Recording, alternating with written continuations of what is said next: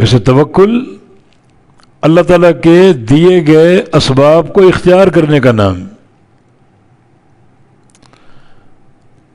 بندہ اسباب اختیار نہ کرے اور توکل کرے، یہ توکل نہیں ہے. مثلا کوئی بندہ کہے کہ میں اولاد کے لیے اللہ پر توکل کرتا ہوں کہ مجھے بیٹا مل جائے، بیٹی مل جائے، مگر شادی نہیں کر رہا. کوئی شخص یہ کہے کہ میں گھر بیٹھا ہوں اور مجھے گھر بیٹھے بیٹھے خزانے مل جائیں، اللہ تعالیٰ دینے پر قادر،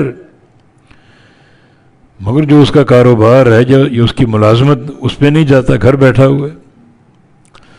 اسباب اختیار کریں. ایک شخص جانا چاہ رہا ہے کہیں اور کھڑا ہے کہ میں اللہ پر توکل کرتا ہوں، اللہ مجھے خود وہاں پہنچا دے گا، سواری پر نہیں بیٹھتا، سفر نہیں کرتا، چلتا نہیں، تو یہ توکل نہیں ہے. نبی علیہ السلام نے فرمایا تھا کہ اعقل و توکل، اپنے اونٹ کا پاؤں باندھ کر توکل کرو.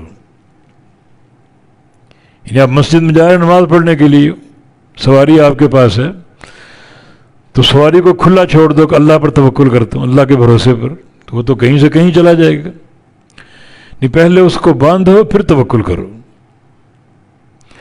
ایک مریض ہے کہ میں شفا کے حصول کے لیے اللہ پر توکل کرتا ہوں، اللہ تعالیٰ شفا دینے پر قادر ہے، مگر جو اس کی دوا ہے، علاج ہے، وہ اختیار کرو.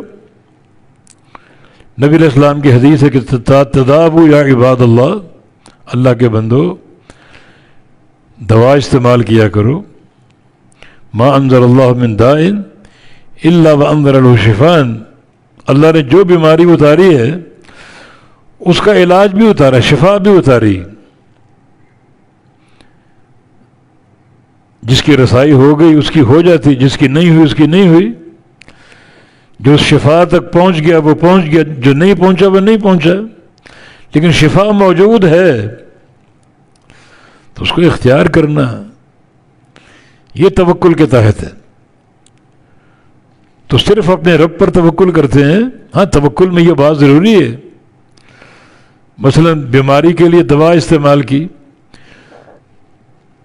تو شفا کے لیے بھروسہ دوا پر نہ ہو، اللہ پر، اللہ کی ذات پر ہو.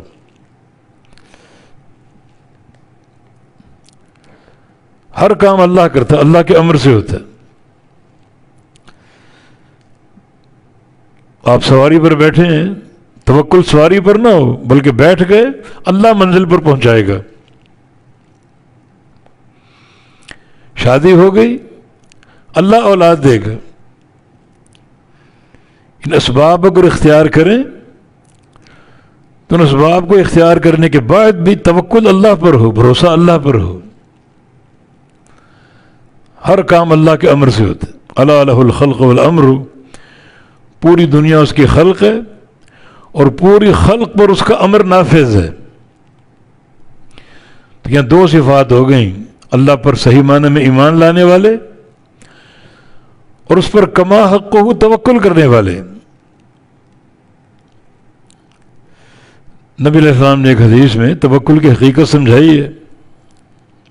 لو انکم تتوکلون علی ربکم حق توکلہ لرزقکم کما یرزق الطیر. اگر تم اپنے رب پر کما حقہ توکل کر لو تو اللہ تمہیں روزی دے جیسے پرندوں کو دیتا ہے.